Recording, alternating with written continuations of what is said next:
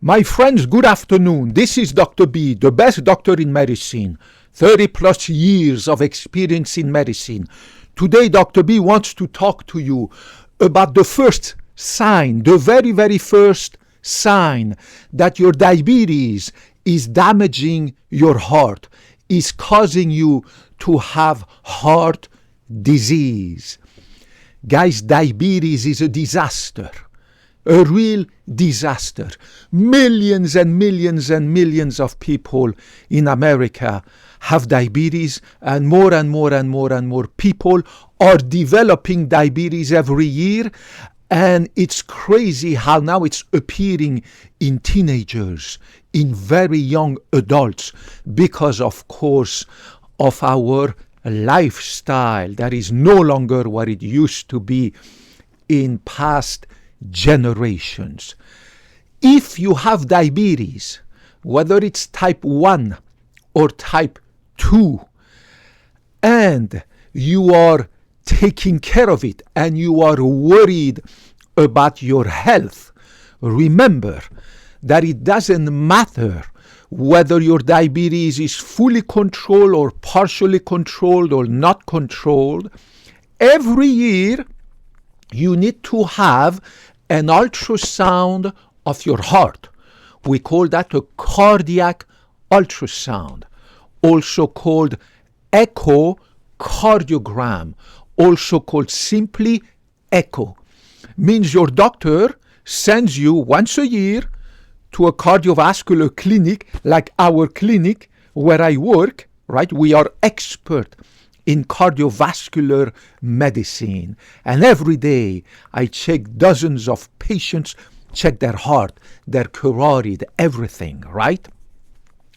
So you need to have that echocardiogram once a year so that that echocardiogram can detect the very, very first sign that your diabetes is causing heart damage, right? Heart disease. There are dozens of different heart diseases. High blood pressure can cause heart disease.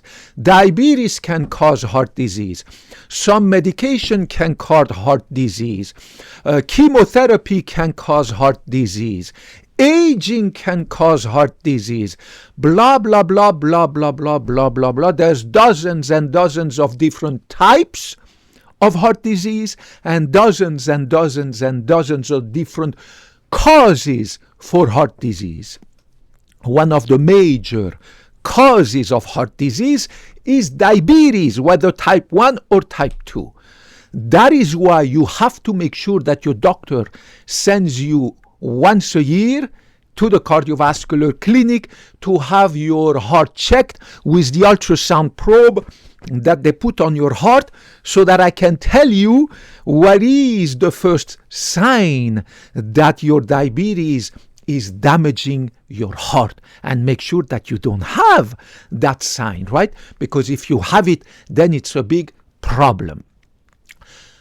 When people have diabetes and the diabetes is not tightly controlled, means the hemoglobin A1C is not less than 5.7, right?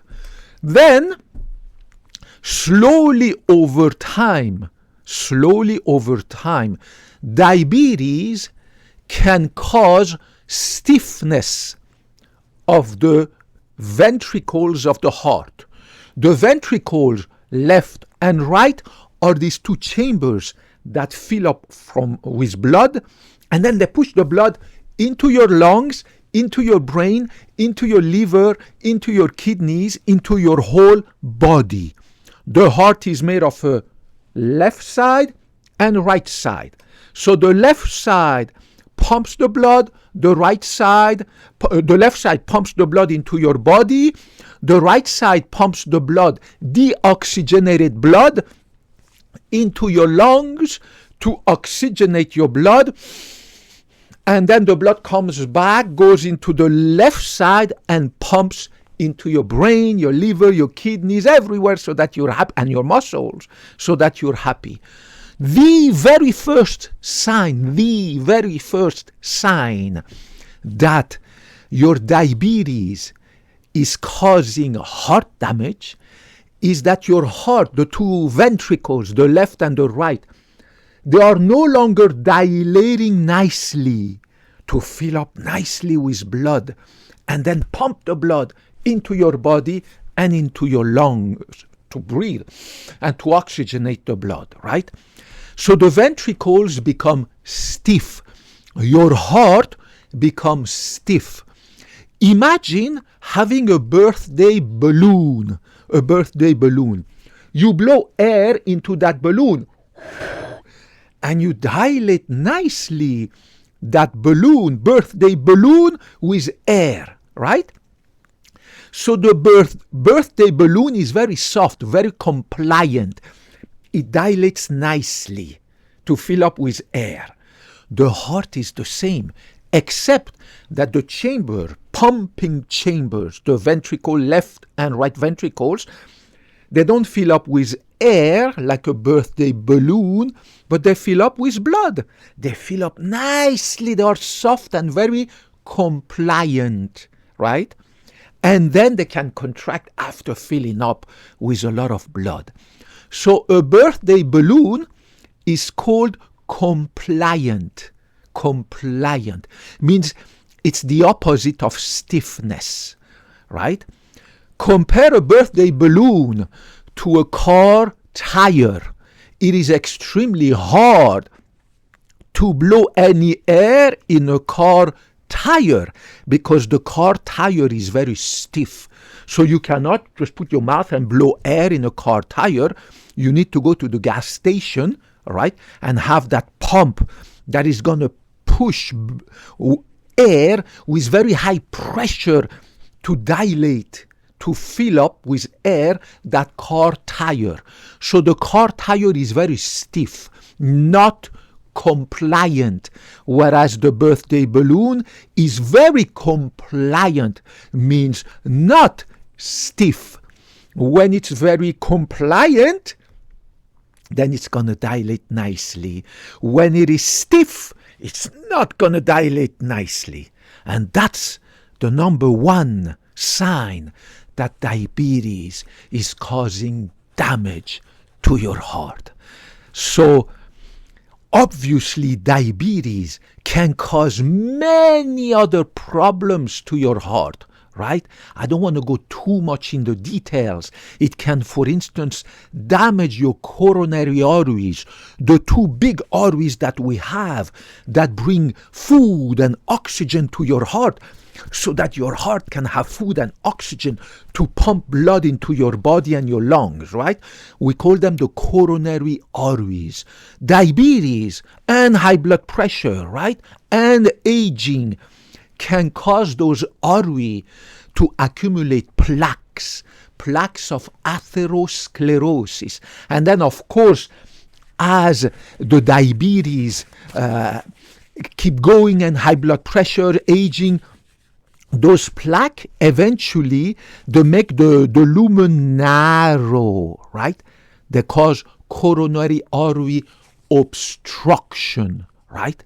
So in addition to damaging your arteries, not only in your heart, but also your brain, your kidneys, everywhere, diabetes makes the pumping chambers of your heart become stiff, which is again the opposite or the inverse of compliant.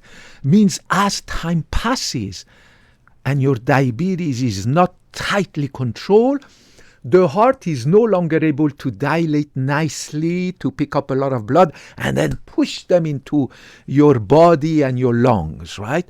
So the heart is like that, instead of being like that. Contract, dilate nicely. It's very stiff for the heart to dilate. It's because it's very stiff. The muscle becomes stiff because the muscle gets damaged by diabetes. I don't want to go into the molecular biology. How come diabetes makes my muscle, the muscle of my heart, stiff? That's not the point.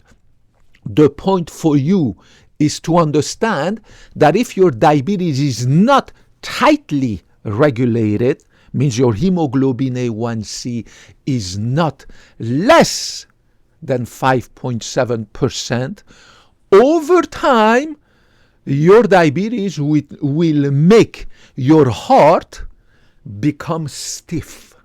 In addition, of course, to causing the coronary arteries to accumulate plaques and give you a heart attack later, right? So that's the first sign. Now remember, that can happen if your diabetes is not tightly controlled. If your diabetes is controlled but not tightly, means it's kind of controlled but not tightly, it will take time for this damage to your ventricles, the stiffness, to occur, but it will occur. Means you need to have really a tightly controlled diabetes to make sure that it will not happen. The worst scenario is when your diabetes, is really not controlled at all. Means you just don't care. You take some medication here and there, and you don't go see your doctor, and you're okay with a hemoglobin A1C that is a little bit elevated, but not too much. The damage will occur, right? So remember, even if a disease is mild, over time it causes damage. Even if your high blood pressure is controlled, but not tightly controlled, means you still have stage 1 mild high blood pressure. Eventually, it will take a little bit longer, but eventually the damage will occur. So we need to treat diseases even when they are mild. And if you are treating your diabetes and your blood pressure, your high blood pressure, you need to make sure that you'll reach levels that are normal. Not just be content with, oh, it's okay, now I have only mild elevation of my high blood pressure. Now I have only mild elevation of my hemoglobin A1C. Now I have only mild elevation of my cholesterol. Now I have only mild elevation of my triglycerides. Blah, blah, blah, blah, blah, blah. Because even if it's mild, even though the damage will take more time than if it was severe, it will still happen. Means by the time you will reach retirement, 65, 70, 75, and you are ready to retire and go build your dream house in Thailand or Europe or Mexico or Brazil, by that time you will be diagnosed with heart failure, right? Stroke, right? Coronary artery disease can cause also, remember, heart attack, blah, blah, blah, blah, blah. So you're going to damage everything. So the only way to not damage your organs is to make sure that any abnormality in your body, whether it's high blood pressure, diabetes, high cholesterol, everything is not just treated to make it mild, but it's treated to make it normal. Means your hemoglobin A1C has to come to less than 5.7. Now let me tell you a big problem that I see all the time in my family members. A lot of time, family doctors, nurse practitioners, internists, general practitioners are going to be very lenient and tell you that, well, your hemoglobin is not less than 5.7, it's okay. But I think you'll be okay if you have a hemoglobin A1C that doesn't go beyond 7%. What? But it's still abnormal, right? Now, means that your doctor is saying as long as your diabetes is not 100% controlled, but it's not severe, you'll be okay, let's move on. And the reason why they tell you that is because it's difficult to have a tight control on diabetes. It requires from your part a very serious consideration to change your lifestyle in addition to the medication, right? There's so much medication your doctor can give you with all the side effects and everything, right? So you need to not only get the medication, but at the same time hit the gym and zip the mouth, right? No more all this crazy food that you love to eat. And you need to hit the gym. I go to the gym 2 hours a day and I zip my mouth. I'm 50 years young. And I don't have diabetes, no high blood pressure, no nothing. If you have high blood pressure and or diabetes, high cholesterol, blah, blah, blah, and you are obese or overweight, my God, you just need to do something about your mild high blood pressure, mild elevation of cholesterol, mild elevation of triglyceride, mild elevation of hemoglobin A1C. Because even though it's better than having them severe, you will still over time cause damage. So I understand why a lot of family doctors are okay with a patient who has her hemoglobin A1C that is absolutely abnormal, means it's above 5.7, right? Remember, hemoglobin A1C has to be less than 5.7. Between 5.7 and 6.4, you are borderline diabetic, right? You are pre-diabetic, what they call pre-diabetic. That can cause damage too over time. It's not like you're normal. Well, it's going to take more time for you to damage your brain, your heart, your kidneys, everything, but it will happen. It will happen. By that time, the doctor is retired. He's in the Bahamas and he doesn't remember you and you won't be able to find him to tell him, doctor, how come you told me it was okay to have a hemoglobin A1C at 7%, blah, blah, blah, blah, blah, blah, right? He doesn't care. He will be, you won't find him. Because in 30 years, he will be retired. In 20 years, he will be retired, but your heart will be damaged. Your kidneys will be damaged. Your eyes will be damaged, right?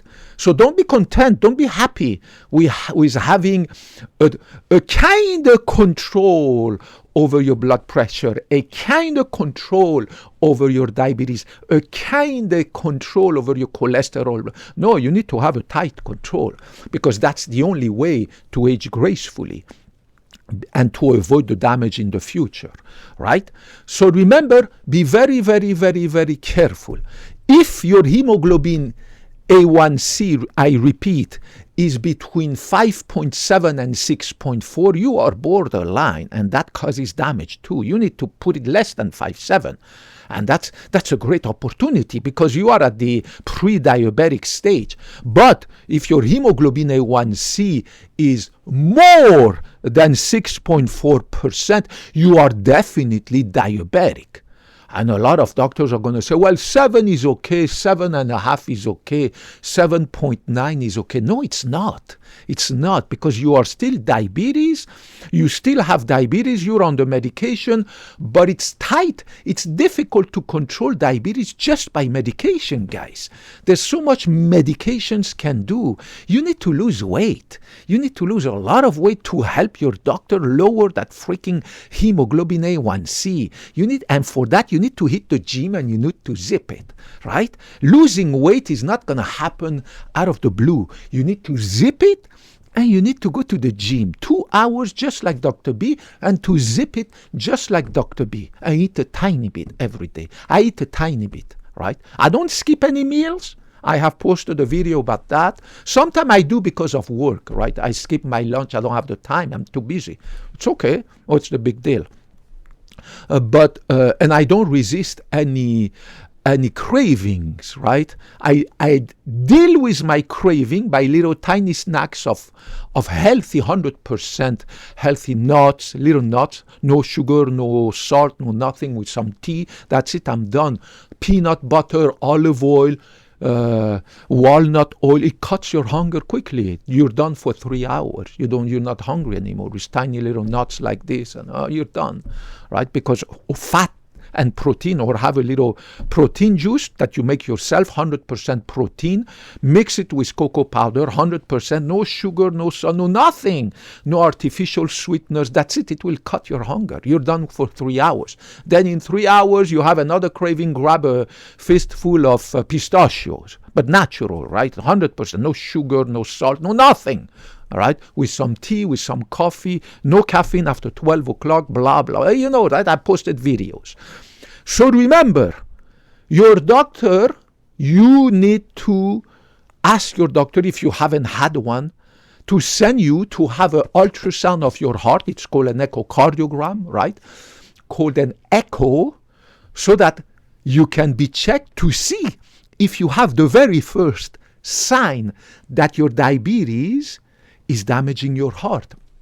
And you have to do that even if you are pre-diabetic or if you have mild diabetes, right? You need to do that. There's no other way to know if the diabetes is causing damage to your heart, right? I posted a video about having a screening echocardiogram for many, many different reasons.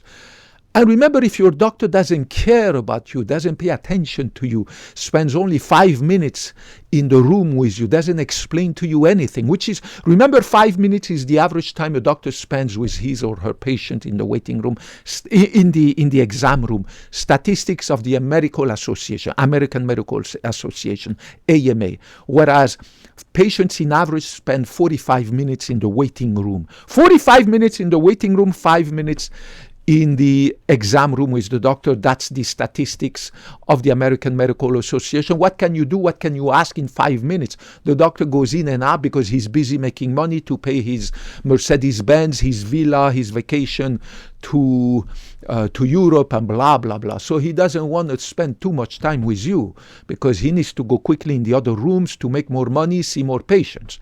So if your doctor doesn't want to refer you to a cardiovascular ultrasound department, cardiovascular expert clinic like ours, then you need to change your care team. Remember, you have the right, and to your family, you have the obligation to change your care team if your care team doesn't care about you. Your healthcare team should care about you. But if you feel that they don't care about you, then change them. The same way I changed twice my dentist because they didn't care, the two previous idiots that I had.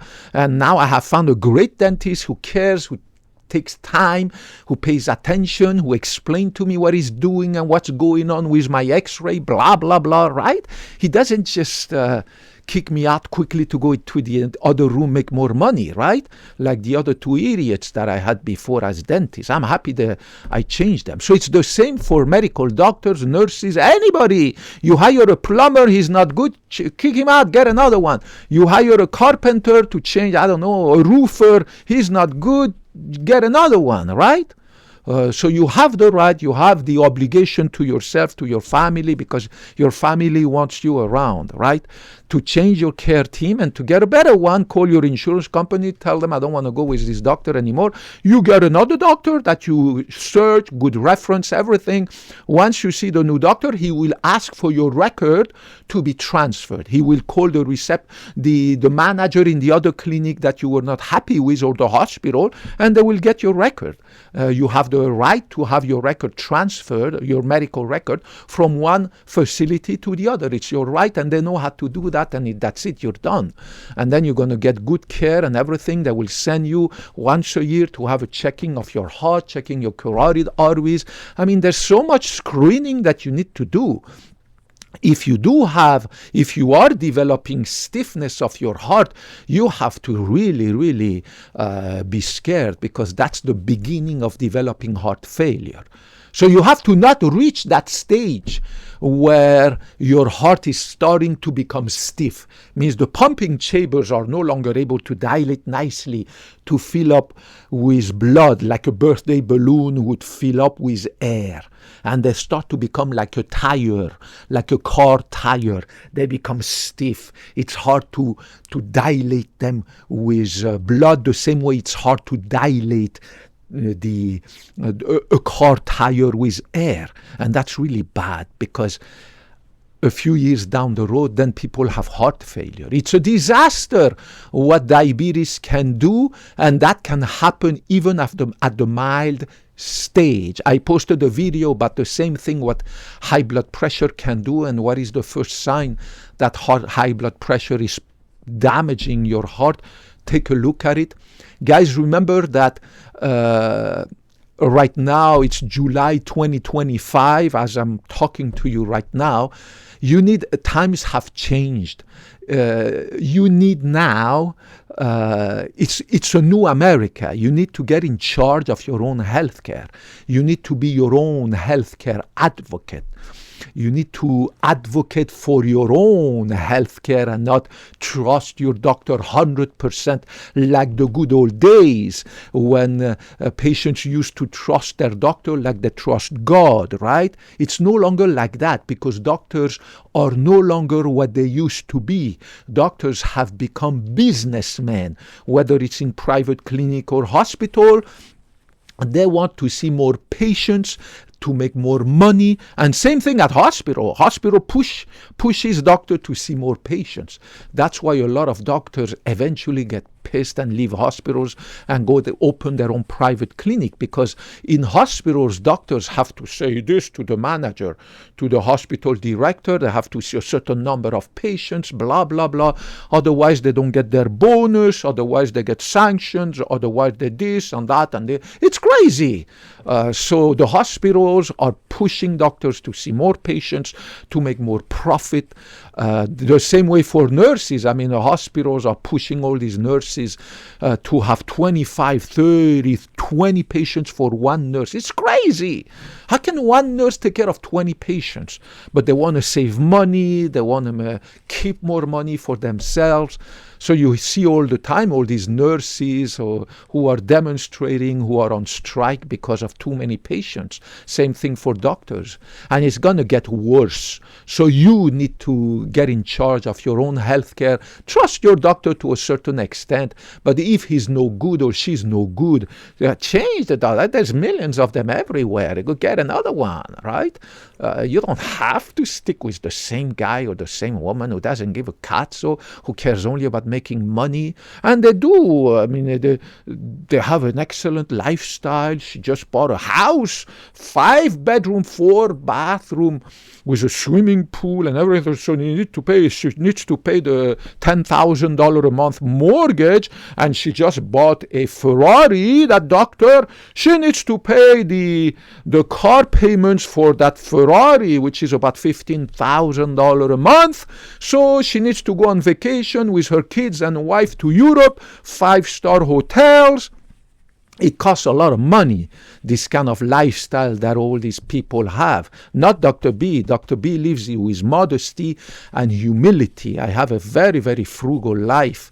Frugal life, no headache, no hassle in my life. I posted a video about that.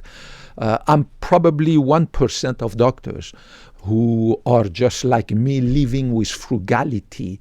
I learned to live with frugality from my dad. Modesty, humility. I have a beautiful 1-bedroom apartment, nice and clean. That's it. I don't own any other properties. I own a car that is a Honda Accord, 10 years old. I don't have no wife, no kids, no dogs, no cats. I have a very, very simple, modest, humble life, and I love it. I read a lot, I study a lot in every field of science, mathematics, physics, chemistry, biochemistry, anatomy, physiology, pathology. I read the new medical discoveries, everything. I sleep good 9 hours at night. I have no headache, no problem, do you know? I go to the gym 2 hours. I work 8 to 10 hours a day, and I love it, you know? My life is medicine, and I didn't go into medicine for the money or buying a villa, buying a Lamborghini. I need to go every year 2 or 3 times to the Caribbean island on vacation, blah, blah, blah. I'm really not like that, but 99% of doctors, that's how they live, and I can see it. All they care about is making a lot of money. To do that. I guess maybe it's because even though I live here and in the US right now, I come from Europe, from France, Italy, Spain, where I trained, got my medical school degree and everything, right? And over there, medicine is not a business. We don't go into medicine for the love, for the passion of people. And then when I came here in the US, oh my God, it's a big difference. In America, medicine is a business. The same way the guy opens a restaurant, he wants to make money, right? The guy opens a computer store, he wants to make money. The guy opens a car repair garage store, he wants to make money repairing your cars, right? It's the same. It's really business, and you can smell it. The smell of business into medicine in America is crazy. But me, I don't live like that at all. I am really frugal, and I don't care about having a 5-bedroom, 4-bathroom villa with a swimming pool. I don't give a cazzo about that. Or driving a freaking Lamborghini, blah, blah, blah. I don't care. Guys, Dr. B went into medical school 30 plus years ago because he cares about you and because he loves you. I went to medical school because I love medicine, science, health sciences, and people. I swear to God. And I didn't open this YouTube channel to make money for the fame, glory. I make enough money at the clinic. My patients give me all the glory. I'm the king for my patients. They love me. I'm their God. They love me, seriously. And I can see that. They tell me all the time. I get feedback. I mean, it's crazy. The difference when they come to our clinic and I deal with them, my God, they are surprised because the previous doctor who sent them to us was just didn't care, just 5 minutes in and out, blah blah blah. So patients are surprised when they come and they see me, and I am here for you guys.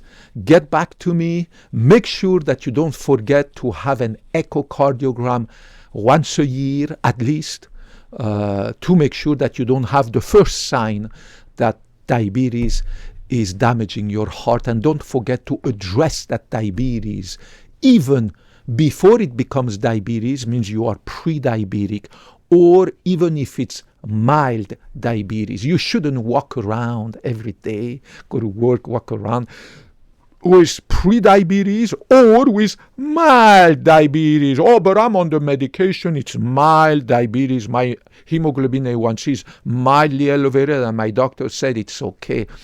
The doctor, he doesn't care about you.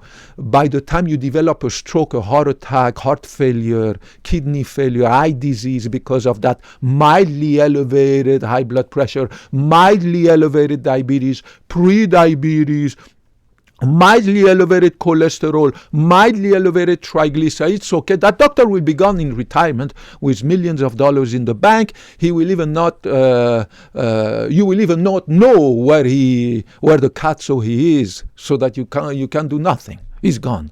We won't take responsibility, right? I care about you guys regardless of your gender, your age, your ethnicity, as long as you're 18, right? I don't do pediatric medicine, even though I'm an expert also in pediatric imaging and blah, blah, blah. But this channel is for adults, right? 18 and above. Especially advanced age adult, means 40, 45, 50, and 55 and above, right? Regardless of your religion, ethnicity, gender, whether you're male, female, anything in between. I don't give a cazzo about your race, your color, your skin, blah, blah, blah, your religion, your politics, blah, blah, blah. I love you. I really do. That's it. Please put your comment, question, anything you have down there. And God willing, we see each other in the next video. Bye-bye.